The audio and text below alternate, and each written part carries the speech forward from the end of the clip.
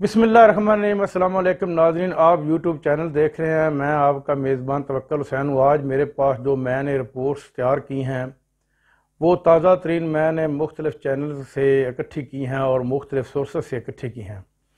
ان میں سب سے پہلے تو آپ کو بتاتا چلوں کہ انصار عباسی صاحب جو سینئر صحافی ہیں، انہوں نے ایک خبر دی ہے کہ جنرل قمر جاوید باجوہ صاحب نے اپنے متحد جتنے بھی کور کمانڈرز، چاہے وہ ISI سے تعلق رکھتے ہوں یا سویلین یا کسی بھی محکمے سے تعلق رکھتے ہوں، یا کور کمانڈر پشاور ہوں یا کور کمانڈر کراچی ہوں، ان کو حکم دیا کہ وہ سیاست سے بھی دور رہیں اور سیاستدانوں سے بھی دور رہیں۔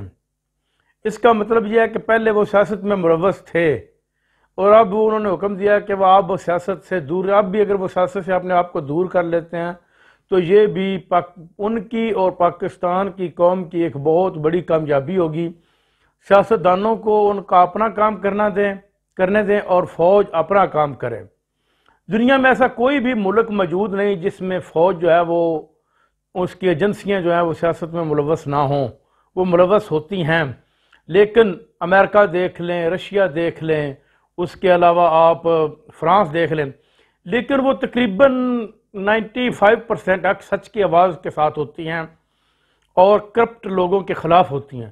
یہ واحد ملک پاکستان ہے جس کی ایجنسیاں کرپٹ لوگوں کے ساتھ ہیں اور ان لوگوں کے ساتھ ہیں ان کے پاس شواہد موجود ہیں، ان کی ویڈیوز موجود ہیں۔ یہ ہماری ایجنسی جو پاکستان کی ایجنسی ہے جو فوج کے ماتحت کام کرتی ہے، اس کو ایک ایک آدمی کا پتہ ہے کہ یہ آدمی، یہ سیاستدان کتنی کرپشن کرتا ہے اور اس نے کتنی کرپشن کی ہے، اور اس کے باوجود بھی وہ کرپٹ لوگوں کا ساتھ دیتی ہیں۔ یہ ایک صرف پاکستان میں ہی چلتا ہے، دنیا میں کہیں بھی نہیں چلتے۔ ٹرمپ کو اگر ہرایا گیا اور جو بائیڈن کو لایا گیا، وہ بھی ایجنسیوں کا کمال تھا، کیونکہ امریکہ کی تقریباً جو ایک صدر ہوتا ہے وہ دو ٹینور لے جاتا ہے، لیکن اس دفعہ اس کو ایک ٹینور دیا گیا کیونکہ ٹرمپ سے وہ ایجنسیاں مطمئن نہیں تھیں۔ وہ اس لحاظ سے امریکہ کو ترقی کی راہ پر نہیں لے جا رہا تھا، اس لیے انہوں نے اس کو نکال کر جو بائیڈن کو لا دیا۔ لیکن ہمارے ملک میں گنگا الٹی بہتی ہے۔ یہ ایک بڑا عجیب سا نظام ہے۔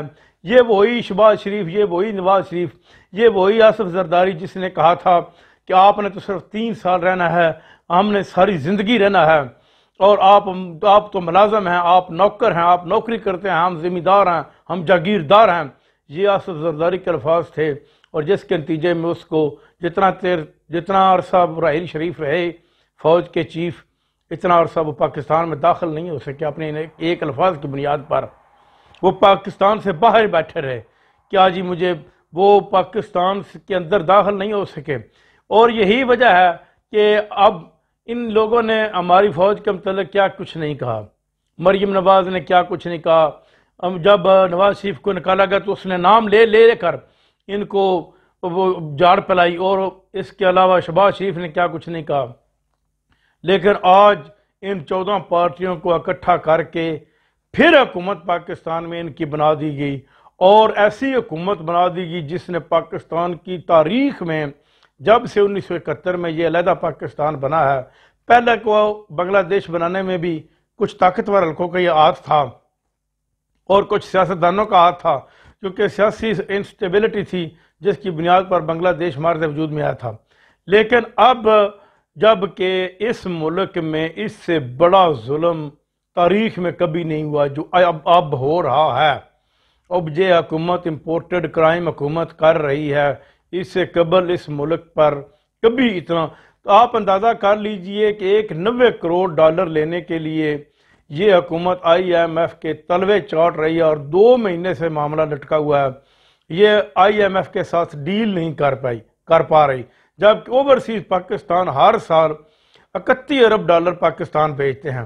ان کا ووٹ بھی کینسل کر دیا ہے، ان کو ووٹ کے حق سے بھی محروم کر دیا ہے، اور ان کو کہتے ہیں کہ وہ پاکستان کے متعلق کیا جانتے ہیں، ان کو پتہ نہیں کہ پاکستان میں کیا ہو رہا ہے۔ میں آپ کو بتاتا چلوں کہ جتنا اوورسیز پاکستانی پاکستان کے متعلق جانتا ہے، اتنا شاید آپ بھی نہ جانتے ہو۔ یہ انہوں نے ایک بہت بڑا ظلم کیا ہے کہ جو اوورسیز پاکستانیوں کا ووٹ ختم کیا ہے۔ اب سپریم کورٹ میں کیس عمران خان نے داخل کر دیا، دیکھیں سپریم کورٹ کیا فیصلہ کرتی ہے۔ اگر سپریم کورٹ کا فیصلہ اوورسیز پاکستانیوں کے حق میں آتا ہے تو یہ ایک بہت بڑی کامیابی ہے اوورسیز پاکستانیوں کی، خاص طور پر پاکستانی عوام کی۔ آپ دیکھ لیجئے کہ ایک 90 کروڑ ڈالر لینے کے لیے انہوں نے ان کی کڑی سے کڑی شرائط بھی مان لی ہیں۔ پٹرول کو یہ کہاں تک لے کر چلے گئے ہیں، ڈیزل کو کہاں تک لے کر چلے گئے ہیں، اور عوام کو انہوں نے اس حد تک مجبور کر دیا ہے کہ پہلے آج سے یہ شہباز شریف، مولانا فضل الرحمان اور اسد زرداری کی حکومت آنے سے پہلے ہمارے ملک کی سروے رپورٹ کے مطابق 25% لوگ جو 2 وقت کی روٹی ان کو بہت بڑی مشکل سے ملتی تھی، جن کے اپنا پیٹ پالنے کے لیے وہ بڑی مشکل سے گزارا کرتے تھے، 25% وہ لوگ تھے۔ کبھی 1 وقت کی مل گئی، کبھی 2 وقت کی مل گئی، کبھی نہ ملی، کبھی بھوکے سو گئے، اس طرح کا ان کا نظام تھا۔ لیکن جب سے یہ حکومت آئی ہے، ان 2 یا 3 مہینے میں یہ ایوریج بڑھ کر 45% پر چلی گئی ہے، اور نیکسٹ جب یہ سیزن ختم ہوگا چاول کا اور مکئی کا، مکئی بیجنے کا موسم جا رہا ہے اور چاول کا فصل اس وقت کاشت کے بالکل قریب ہے، ڈیزل کے ڈر سے تو چھوٹا ذمہ دار چاول کاشت کرے گا نہیں، بالکل اس کے نزدیک نہیں جائے گا، کیونکہ ان کو پتہ ہے کہ یہ جولائی کے اینڈ اور اگست کے پہلے ہفتے میں ڈیزل جو ہے وہ تقریباً 350 روپے پر چلا جائے گا اور پٹرول 300 روپے پر چلا جائے گا، وہ افورڈ نہیں کر سکتا اور وہ کاشت نہیں کرے گا۔ اور جن علاقوں میں بجلی کی موٹروں کے اوپر چاول کی فصل کاشت کی جاتی ہے وہاں پر بجلی 18 گھنٹے غائب ہے، یعنی کہ اس سے بڑا ظلم آپ کروا نہیں سکتے جو اس وقت آپ کروا رہے ہیں۔